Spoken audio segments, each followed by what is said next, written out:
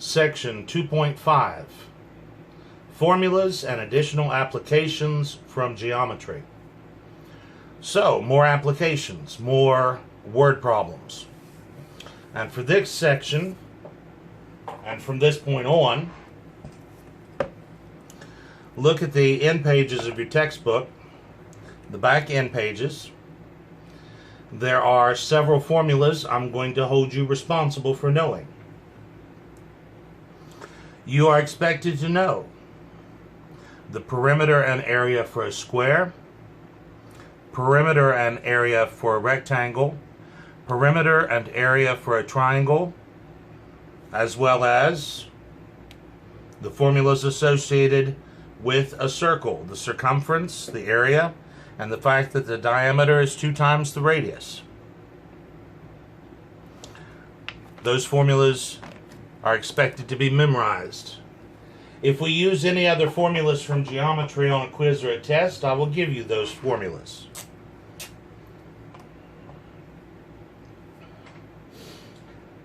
Here again, we have a section in which there's not a lot of new material.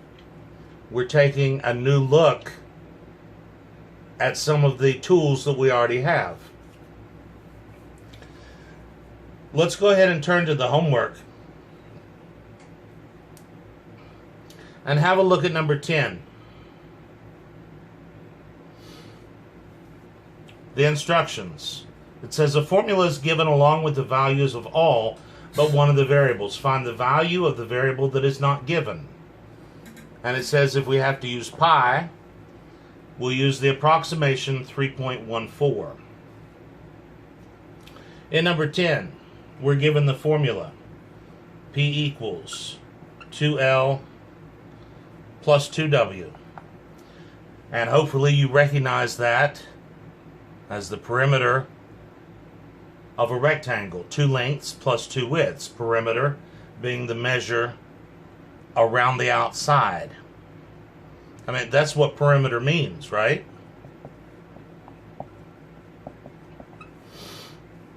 The prefix peri, like in the word periscope. A periscope is a device that you look outside a submarine with. Scope means to look. Peri means outside. Meter literally means measure. So perimeter means outside measure. Now in number 10, we're given that L is 6 and W is 4. Very simple, very straightforward. Plug in, crank it out. P is not given, so that's the value that we're looking for. L is 6. W is 4. So that's going to give us 12 plus 8. P equals 20.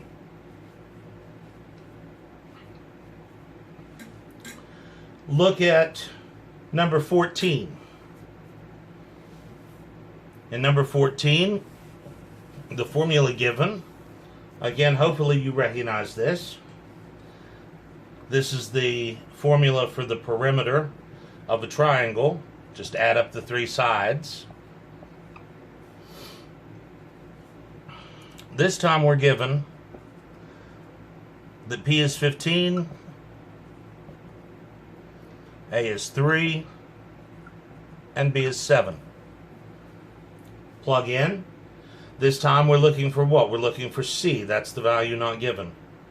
P is 15, A is 3, B is 7, and we're solving for C. Again, very straightforward. 3 plus 7 is 10. And now subtract 10 from both sides. Subtract 10 from both sides to find that C is 5. Number 18.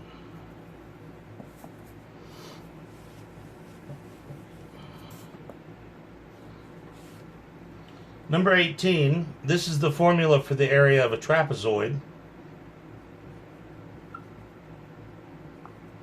where h is the height of the trapezoid Little b and big B are the two bases of the trapezoid.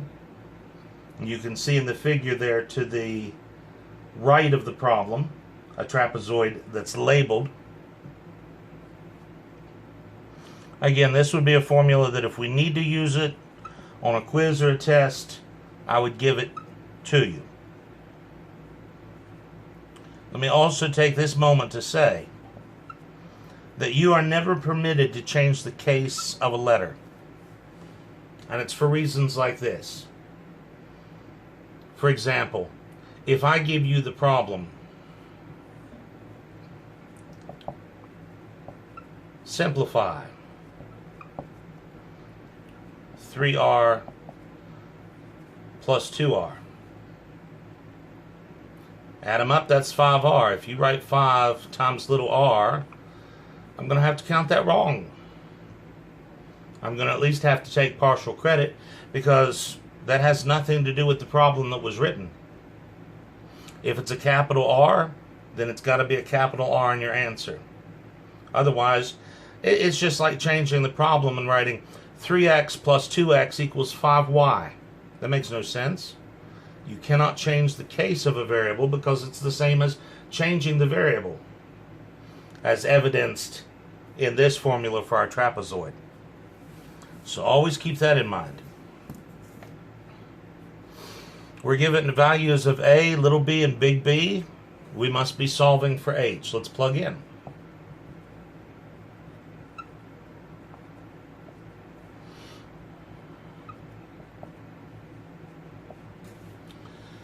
Now here's a place where I could clear the fractions. Sorry, I need to plug in for a as well, don't I? Here's a place where I could plug in the fraction, where I could clear the fractions. I have a 1/2. I could multiply both sides by 2 right now. But I'm thinking, this thing in parentheses, a couple of odd numbers being added, that's going to give me an even result. And half of an even number leaves me with no fractions anyway. So in this particular case, I'm just going to leave the 1/2 there. Let's go ahead and start solving this. This is going to be 1/2 times h times 19 plus 31 gives me 50. Multiplication is commutative and associative, so I can juggle this around and say 1/2 times 50 is 25 times that h. Half of 50 is 25. And then divide both sides by 25. Divide both sides by 25 to find that h is 3.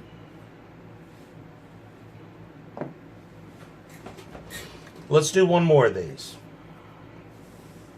Let's grab number 24.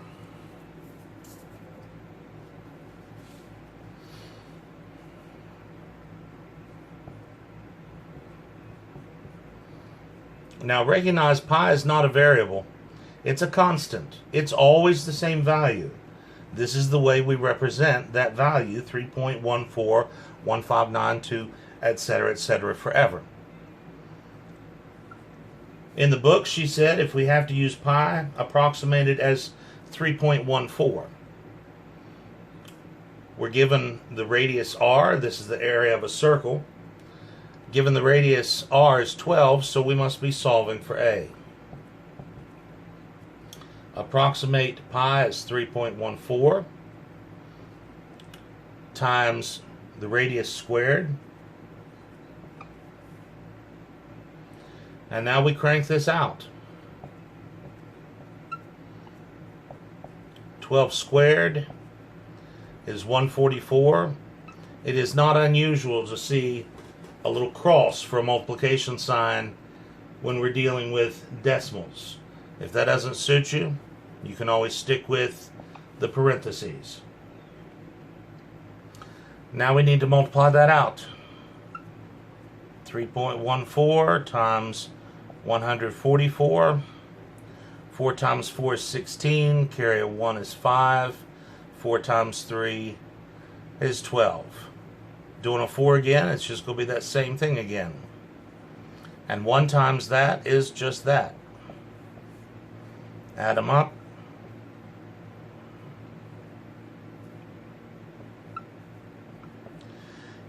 Count the number of decimal places in the problem. There were 2, so we give 2 decimal places to our answer. A equals 452.16.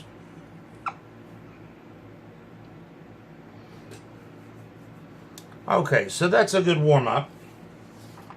Let's turn our attention now to some word problems. Again, we need to know our formulas as we work these word problems. Those formulas associated with squares, rectangles, triangles, and circles. And let's have a look at number 40. Number 40, step 1. Read the problem carefully. The width of a rectangle is 3 feet less than the length. The perimeter is 62 feet. Find the length and width of the rectangle. Step 2. Using our blue box from section 2.4, step 1, read the problem. Step 2, set up your unknowns. How many unknowns are there in this problem?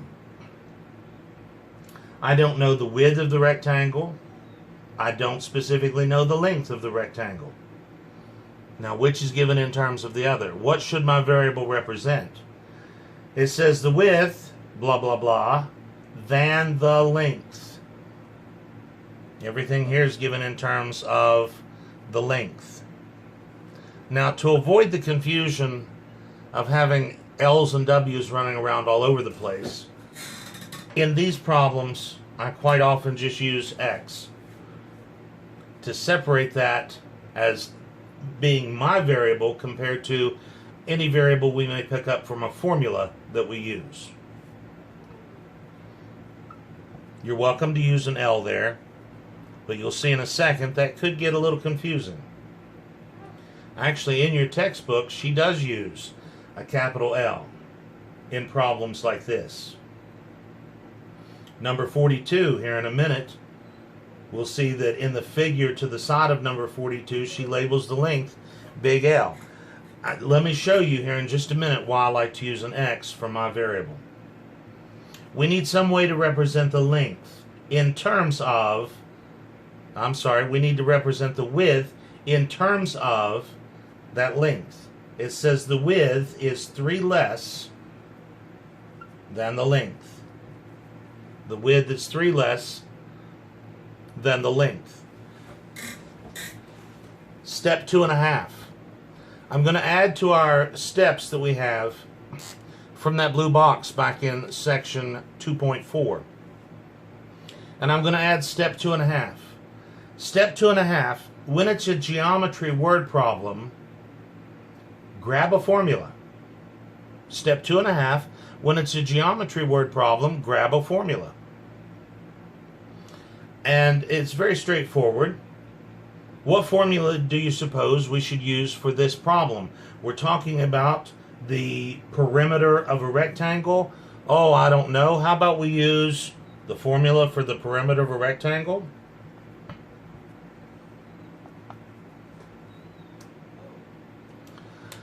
And so we're going to plug into this formula because this is our critical condition that hooks everything together in this word problem. We're going to plug into this formula our unknowns as well as our knowns from the word problem. So here in number 40, we were told that the perimeter is 62 equals 2 times the length, we called the length x, plus 2 times the width, we called the width x minus 3. Now this is why I don't want to use L's and W's for my lengths and width here at the top, where we are assigning the variable and all unknowns in terms of that variable. I want to keep my variable obviously separate from those found in these formulas. I just think it makes it easier to follow the problem. We've got our equation, step 3. Now, step 4, solve. We'll simplify on the right hand side. Distribute the 2. Combine like terms. Now let's get x by itself. Add 6 to both sides. Add 6 to both sides. And divide both sides by 4. Divide both sides by 4 to find that x is 17. Now step 5. State your answer. Step 5. State your answer. The question or the instruction was find the length and the width. Couple ways to write this up. You could say the length and width, use those as labels.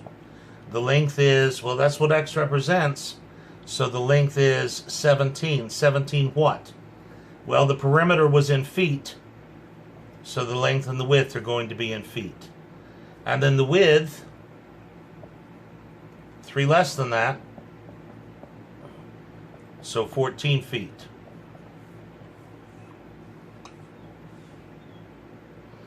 Or, I find nothing wrong with writing 17 feet by 14 feet.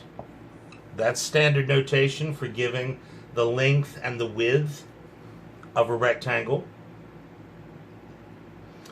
Couple things I will mention here. Please don't ever think that the length has to be the longer of the two.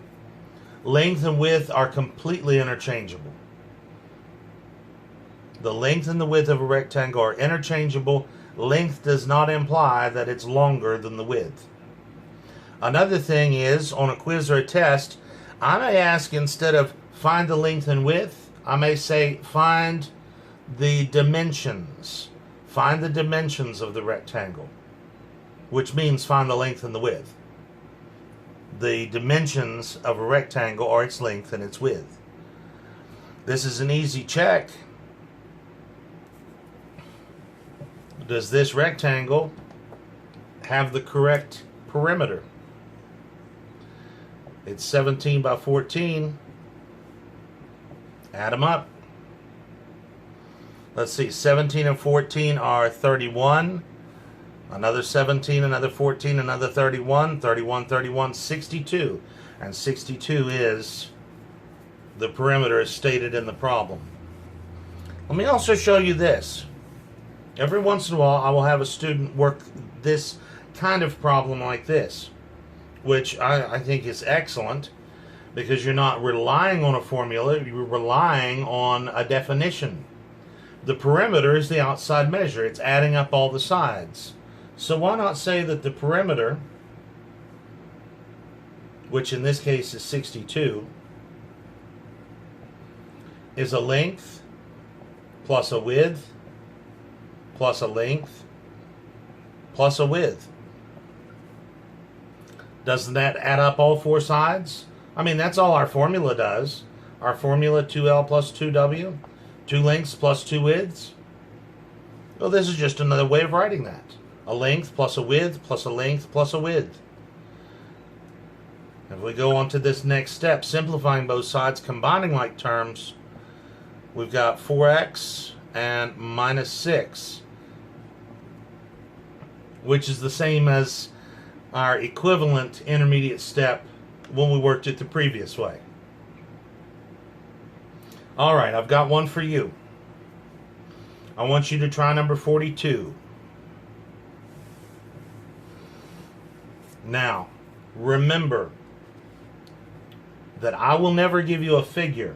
I will never give you a figure like she does in number 42 that gives away any of the setup. If you want a figure, you draw your own, but I will never give you a labeled figure. Go ahead and pause here and give number 42 a try, then we'll compare answers. In number 42, it says the perimeter of a rectangle is 36 yards.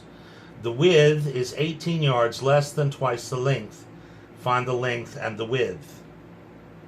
Well, the width is given in terms of the length, so my variable should represent the length. I'm going to call it little x. We need some way to represent the width, And the statement of the problem, I'm trying to ignore that figure that's already there. The statement of the problem says it is 18 less than twice the length.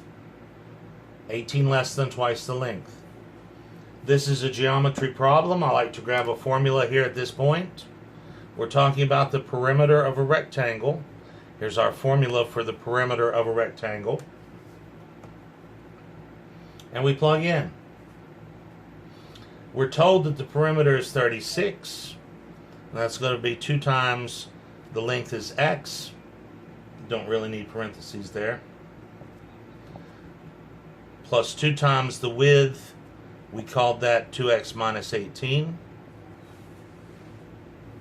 We've got our equation. That is the modeling equation for this problem. And now we solve it. Distribute the 2.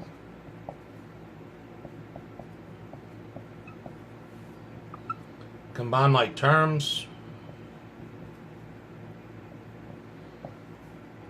Add 36 to both sides. Add 36 to both sides. And divide both sides by 6 to find that x is 12. We were asked for the length and the width. In other words, we were asked to find the dimensions. Well, the length is 12. We found that. The width then is going to be 2 times 12 minus 18. 24 minus 18, a difference of 6. And so if you want to give these as labeled, length is my x, 12, and what are our units here? Yards. And the width, we calculated that from our unknowns, is going to be 6 yards. Or like I said, when you're giving the dimensions of a rectangle, it is commonplace to just say this is 12 yards by 6 yards. This one is also easily checked, as we had done the last problem, and that does check. How'd you do? Let's try number 44.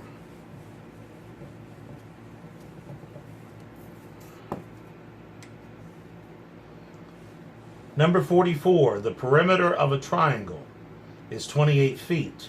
The medium side is 4 feet longer than the shortest side, while the longest side is twice as long as the shortest side. What are the lengths of the 3 sides? Well, we need to determine what is everything here given in terms of. What is everything in terms of? It says the medium side is blah, blah, blah, than the short, while the long is blah, blah, blah as the short. Everything here is in terms of the short side. Then we need some way to represent our medium side, some way to represent our longest side. Back to the problem, it says the medium side is, I've already written that, medium is 4 longer than the short. 4 longer than the short, and we call the short x. The long is twice the short. The long is twice the short. So we've set up our 3 unknowns. This is a geometry word problem. Let's grab a formula. Although with perimeter, I mean, you add up the sides, right?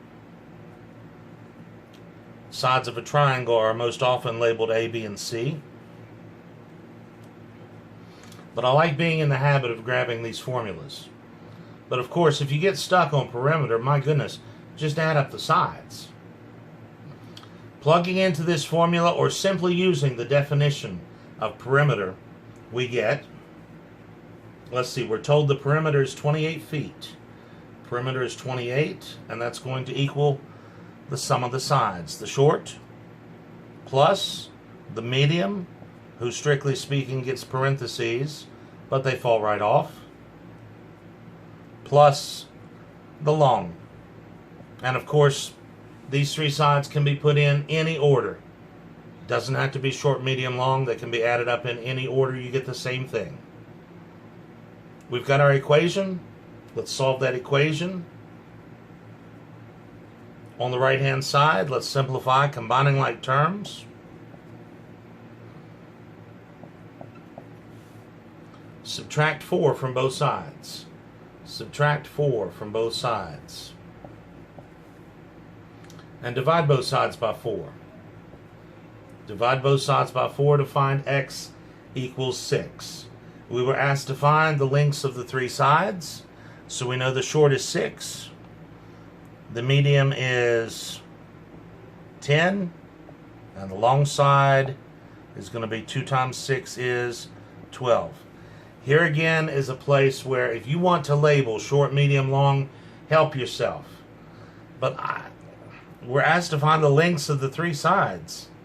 How about we just write 6 feet, 10 feet, and 12 feet?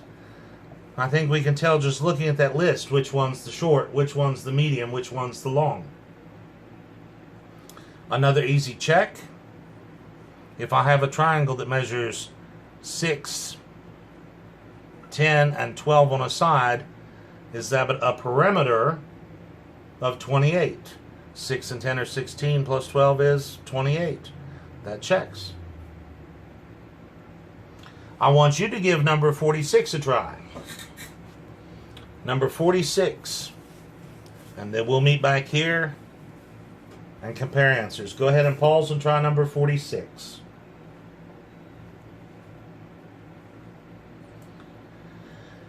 In number 46, we have a triangle. It says a triangle is such that the medium side is twice as long as the shortest side, and the longest side is 7 yards, less than 3 times its shortest side. The perimeter of the triangle is 47 yards.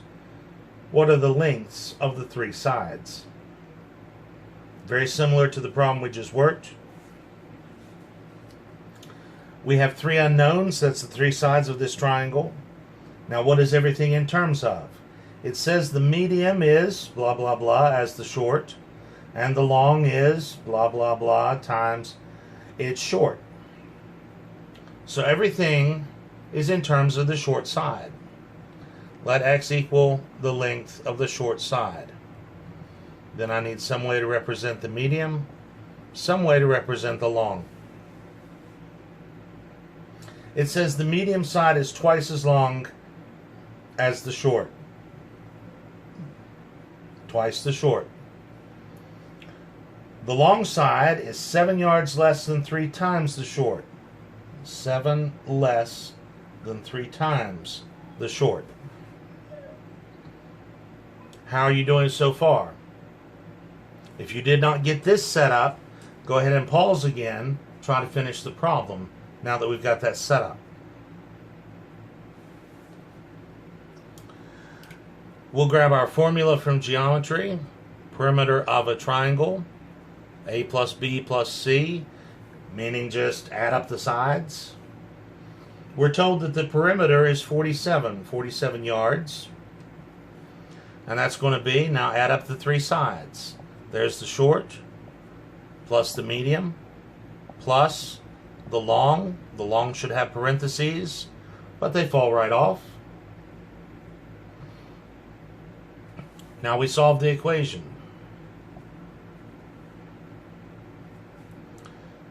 Combine like terms. Here on the right hand side, that'll give me 6x minus 7. Add 7 to both sides. Add 7 to both sides. And divide both sides by 6. Divide both sides by 6 to find that x is 9. That's our short side. We were asked for all 3 sides. So the medium is going to be twice that, is 18. The long is going to be 3 times that 9 minus 7.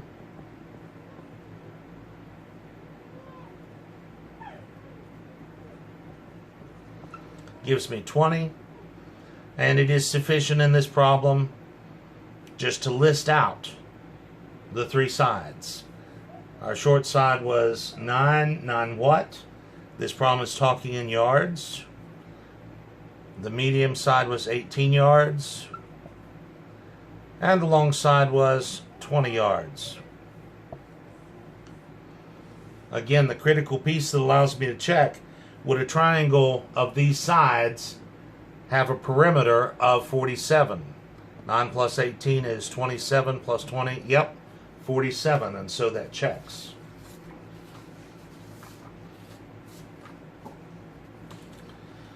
Let's look at a little bit different type of geometry problem, starting with these problems number 59 through 66. Let's be reminded of a few things from geometry. In geometry, we learned that anytime we have two angles that add up to a right angle, we call these complementary angles. Complementary angles. And the fact about complementary angles is that the angles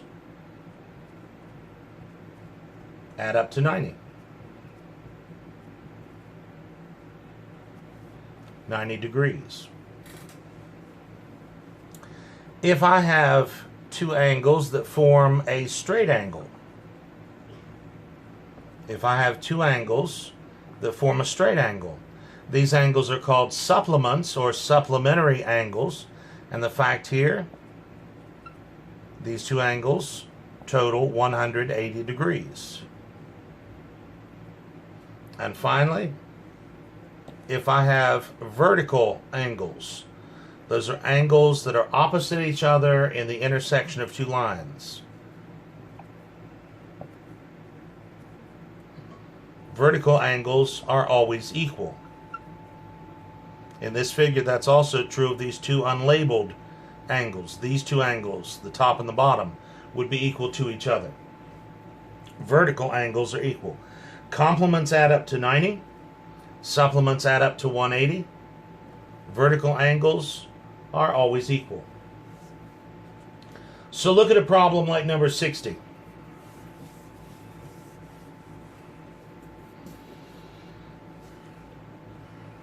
We're given a figure, and I'm going to simplify the figure a little.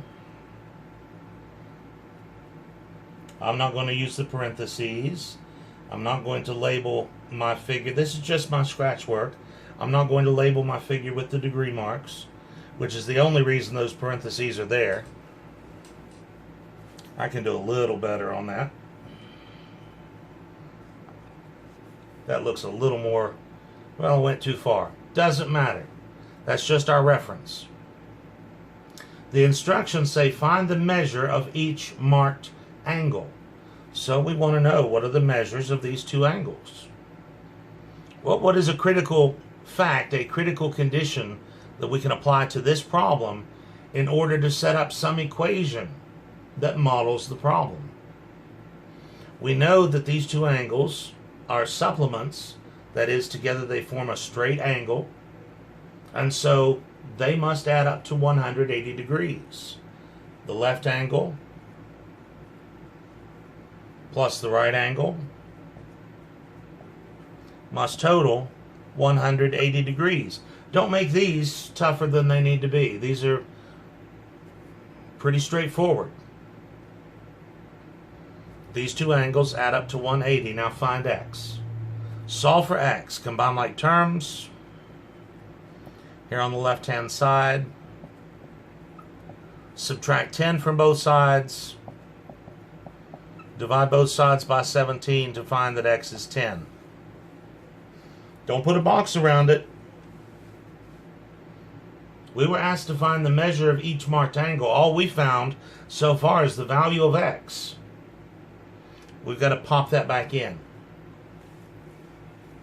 So let's take our value of x back to our figure. This left angle, 10x plus 7, we now know that x is 10, so this is 10 times 10 plus 7. or 107. Degrees. Leave off your degree mark. I'm going to take points because I need those units to know what we're talking about. Now, to find your right angle, your rightmost angle, let me be careful, right angle is 90 degrees. To find this angle on the right, I could plug back in for x, or I could say, what? 180 minus 107 leaves me, right? I could just subtract 180 minus 107. That would give me the other angle. However, I prefer to plug back in, and the reason for that is it makes a quick and easy check at the end of the problem. If I plug 10 in for x in that rightmost angle,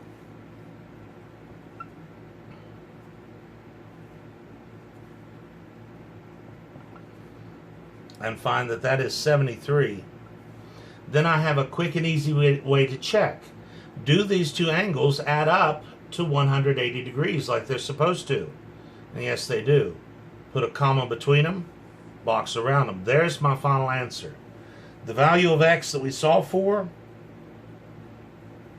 all that does is give us a way to calculate, finally, the angles that we were asked to find. It's not part of the solution itself, but it's part of getting that solution. Number 62.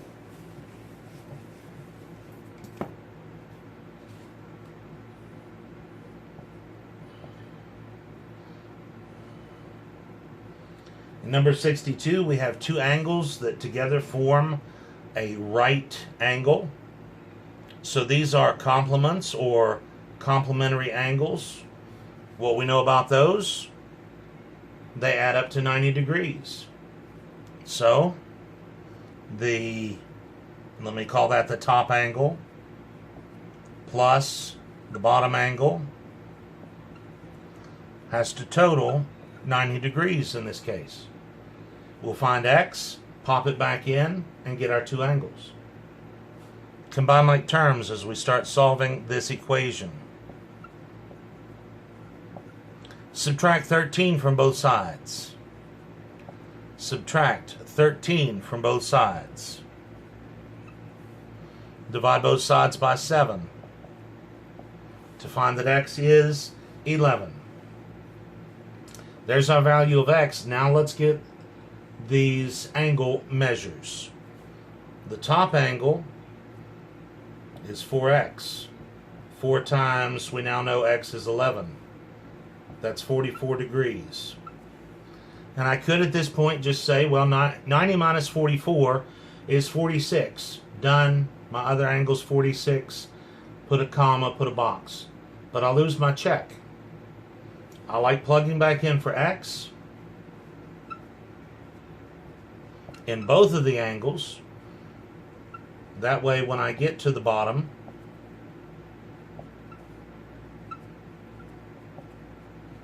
I have two angles that I can just quickly add up and see, do my two angles add up to 90 degrees like they're supposed to? Yes, they do. Let's neaten that up a little bit. And there's what we were asked to find. Let's do one more of these. Number 64.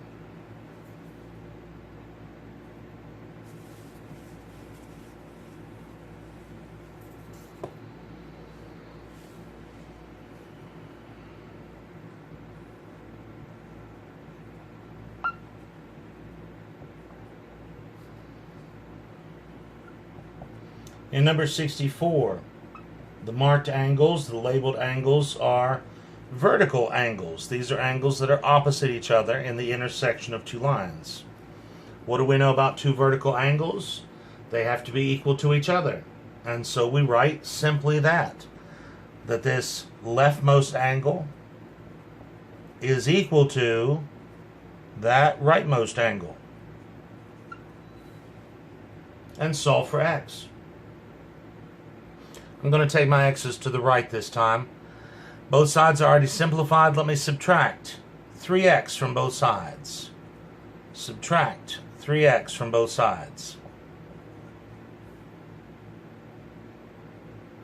Subtract 5 from both sides.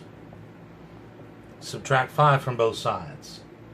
And divide both sides by 4 to find that x is 10. Remember, x is not what we're after for our final answer. It's a way to get there. So let's plug x back in to our labeled angles. This guy on the left, plugging 10 in for x.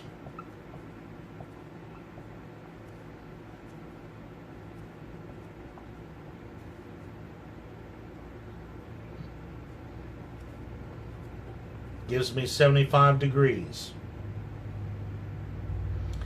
Plugging in, right here I could just say the two angles are 75 and 75 degrees. They're going to be the same. But then I'll lose my check. Let's go ahead and plug back in.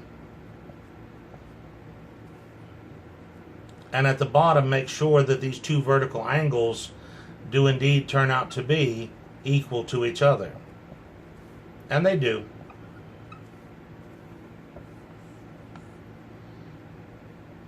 Find the measure of each marked angle, 75 degrees and 75 degrees. Easy check, they were vertical angles, they'd better be equal to each other. And they are. I'm going to stop here for now and let you get started on this homework. I'm going to save the rest of this section, starting with number 67, for another video.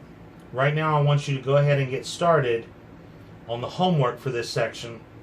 We'll come back and finish it off next time.